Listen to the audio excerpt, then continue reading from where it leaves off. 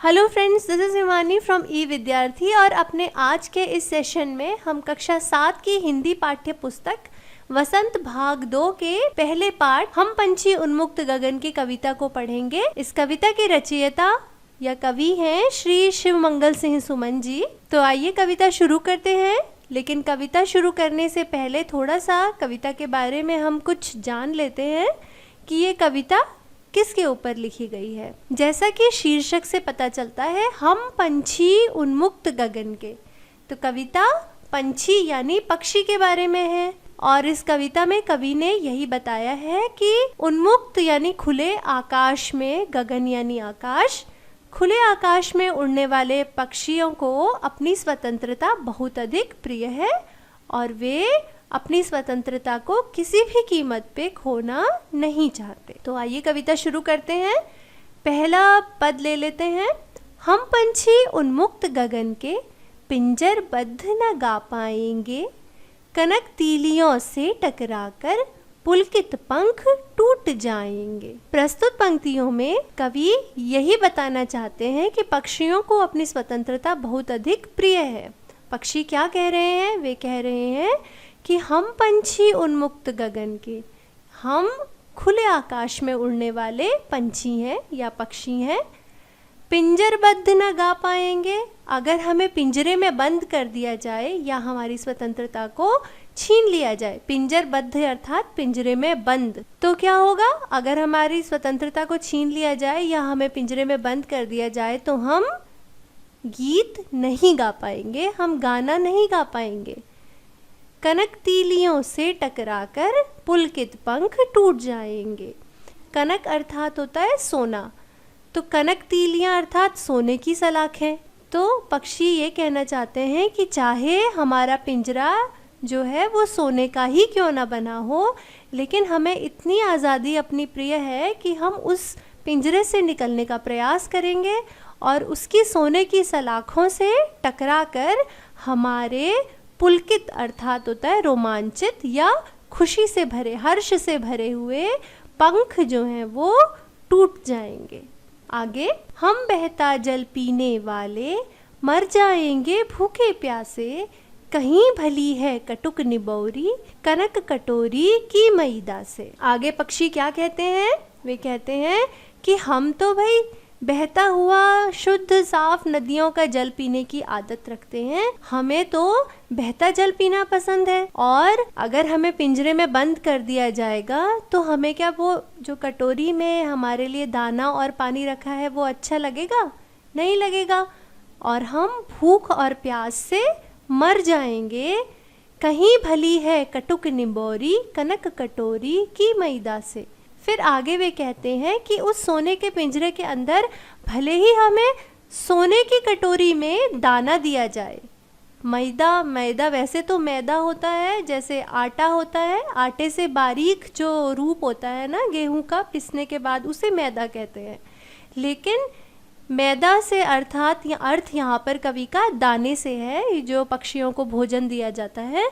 तो वे पक्षी कह रहे हैं कि भले ही हमें दिया जाने वाला जो भोजन है पिंजरे के अंदर वो सोने की कटोरी में क्यों न दिया जाए, पर उस भोजन से कहीं भली है, बहुत ज़्यादा अच्छी है क्या? कटुक निबोरी, निबोरी होता है नीम का फल। तो वो कहते हैं कि उस सोने की कटोरी में दिए जाने वाले भोजन से कड़वी नीम का फल हमें ज़्यादा अच्छा लगता है। आगे, स्वर्ण श्रृंखला के बंधन में अपनी गति उड़ान सब भूले, बस सपनों में देख रहे हैं तरु की फुनगी पर के झूले। अब आप सब ने पक्षियों को देखा होगा उड़ते हुए। जब पक्षी उड़ते हैं और पेड़ की डाल पे बैठते हैं तो हमेशा ऊंची ऊंची पेड़ की डालों पर बैठ जाते हैं जाके, और जहाँ जब वे डालें हवा से हिलती हैं तो पक्षी भी हिलते हैं, यानी कि वो एक तरीके से उन डालों पे झूला झूलते हैं। तो पक्षी कहते हैं स्वर्ण श्रृंखला के बंधन में, अर्थात भले ही हमारे गले में क्या डाल दिए जाएं, सोने की जंजीरें डाल दी जाए, तो वो एक तरीके से तो हमारे लिए बंधन है, रुकावट है। तो उस रुकावट की वजह से हम अपनी गति मतलब जिस वेग से पक्षी उड़ते हैं और उड़ान तो हम सबको पता ही है, उड़ना। तो वे कहते हैं कि हमारे गले में सोने की जंजीरें पड़ने की वजह से हम अपनी गति और अपना उड़ना दोनों भूल गए हैं, बस सपनों में देख रहे हैं तरुकी फुनगी पर के झूले। और अब पेड़ों की ऊंची शाखाओं में झूला झूलना तो हम सिर्फ सपनों में ही सोच सकते हैं, असलियत में तो ये अब कभी हो नहीं सकता, क्योंकि हम तो पिंजरे में बंद हैं। तरु मतलब होता है वृक्ष या पेड़, और फुनगी होता है पेड़ की ऊंची शाखाएं। आगे बढ़ते हैं। ऐसे थे अरमान की उड़ते, नीले नभ की सीमा पाने, लाल किरण सी चोंच खोल, चुगते तारक अनार के दाने। अब यहाँ पे कवि ने पक्षी के मन की इच्छा बताई है कि पक्षी अपने मन में क्या सोचते हैं, उनकी क्या इच्छा होती है। यहाँ पर पक्षी कहते हैं कि हमारे भी अरमान थे, यानी हमारी भी ऐसी इच्छाएं थी कि हम क्या करते, उड़ते। उड़ते कहाँ उड़ते, नीले नभ की सीमा पाने, वहाँ तक उड़ते जहाँ तक कि आकाश की सीमा है, मतलब आकाश के दूसरे छोर तक हम उड़ते ही जाते। ऐसी हमारे मन में इच्छा थी, या ऐसा हमारा अरमान था।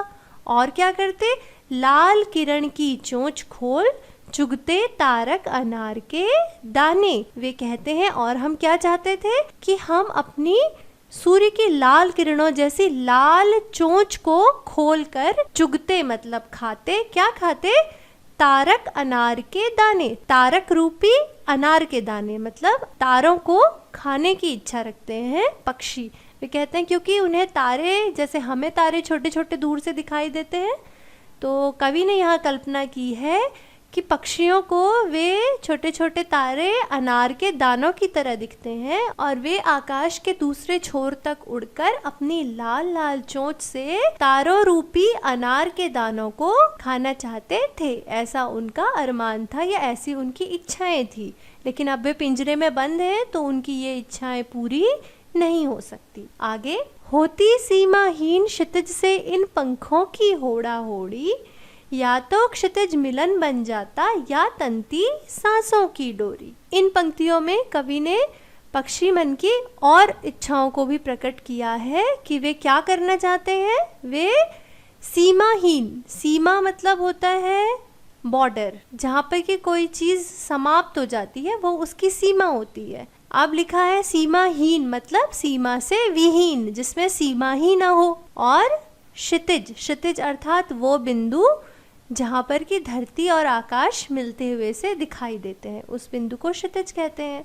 तो पक्षी क्या चाहते हैं कि वे अपने पंखों से होड़ लगाकर उड़ना चाहते हैं। कहाँ तक, सीमाहीन क्षितिज तक, क्षितिज तक जाना चाहते हैं जिसकी कोई सीमा ही नहीं है। मतलब हमें पता थोड़े ना है कि क्षितिज कहाँ पर है, वो तो हमें दूर से दिखता है, लेकिन किसी को पता थोड़े ना है कि क्षितिज है कहाँ पर, कि वो बिंदु कौन सा है जहाँ पर धरती और आकाश एक दूसरे से मिलते हैं। इसलिए पक्षी अपने पंखों की होड़ लगाकर या अपने पंखों की प्रतिस्पर्धा करना चाहते हैं, किसके साथ, सीमाहीन क्षितिज के साथ। वो अपने पंखों से उड़ते हुए सीमाहीन क्षितिज तक जाना चाहते हैं।